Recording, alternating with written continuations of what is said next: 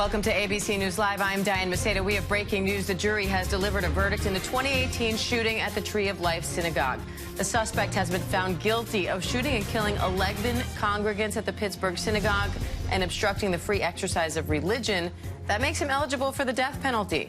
Let's bring in ABC News senior investigative reporter Aaron Katersky on the phone, Chief Justice correspondent Pierre Thomas, and former FBI agent, ABC News contributor Brad Garrett, as well as ABC News legal contributor Shauna Lloyd for more on this. Aaron, walk me through these findings. What is this verdict and what does this mean for this suspect? Elements of the verdict are still being read in open court in U.S. District Court in Pittsburgh, Diane, but the bottom line is that Robert Bowers has been found guilty in that 28 shooting, and the verdict was never really in doubt because the defense never denied that Robert Bowers actually did it. But these counts hold him accountable not only for the shooting deaths, for the obstructing the free exercise of religion, and also for a number of weapons offenses. The verdict form was 27 pages long. There are more than 60 counts, but it only took the jury a few hours of deliberations between yesterday afternoon and the better part of this morning to get through it all. So it doesn't sound like the jury had any doubt that Robert Bowers was guilty.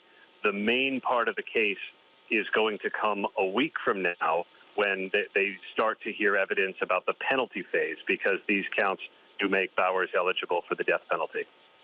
Pierre, this sounded and was considered by many to be an open and shut case. So what was the big concern for federal and state investigators here? Well, clearly, they were deeply concerned about the fact that this was, in fact, a hate crime, that this suspect went to that synagogue to kill people based on their religion, full stop. And it was a high priority case to get the conviction. Now, as Aaron said, he's eligible for the death penalty. So in terms of the message that it sends, that's why this was a priority for the federal government to get in there, get this conviction, and make this man an example for the heinous crime that was committed. So, Shauna, sentencing comes next. What are we going to expect to see there? How do you now make the argument that he does or doesn't deserve the death penalty?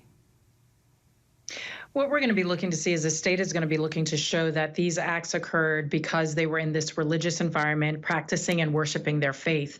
And that is an aggravating factor that is going to allow them to seek the death penalty against him. The defense is going to be trying to show that that is not the case and try to avoid death penalty, even if it means life imprisonment. Pierre, what are you watching for as we learn more about this case and even this verdict? I think the thing we'll watch for is just the evidence of what took place. That will be a key part of the ongoing death penalty eligible aspect of the case. People will hear the gruesome details.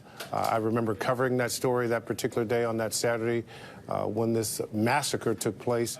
The details, the victims in terms of what they have to say, and again, this notion that these people were simply there to worship and were murdered.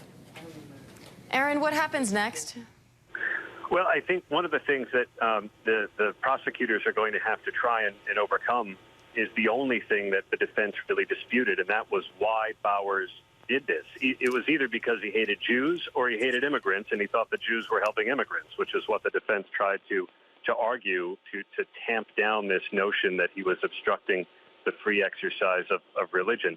But really, he chose a synagogue on the Sabbath. So to prosecutors, it was pretty evident. They said he could have gone to an immigration center, or he could have gone to some group that helps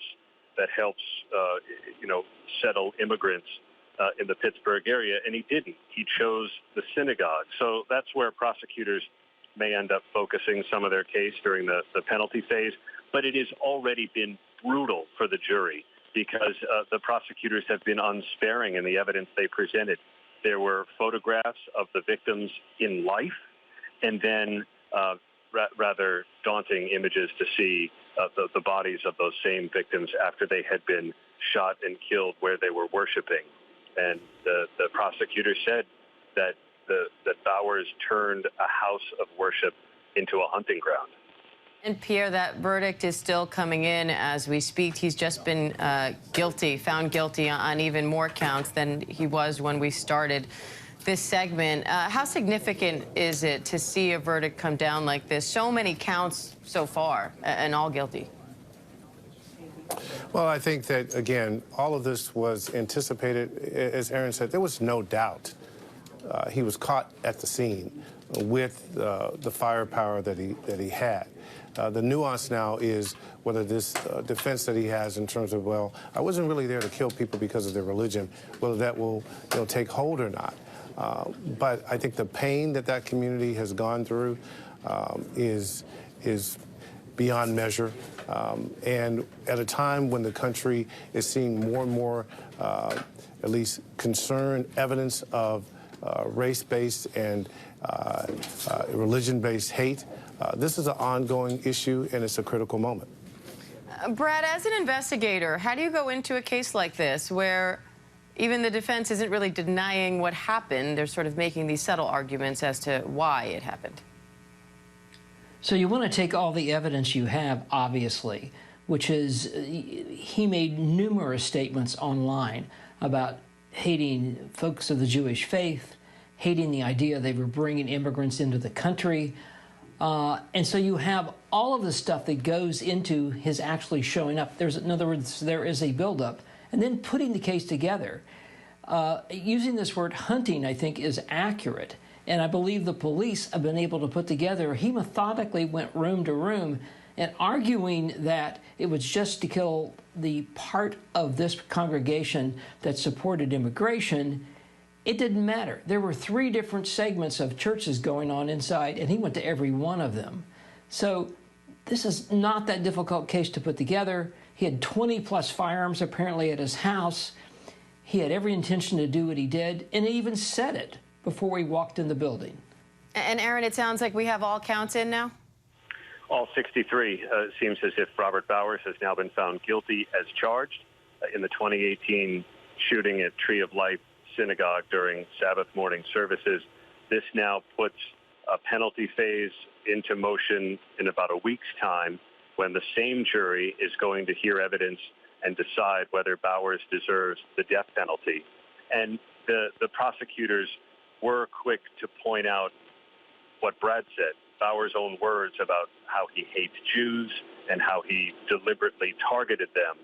And it's the obstruction of the free exercise of religion that resulted in death that makes this case death eligible for Bowers. And that's where the case will go next.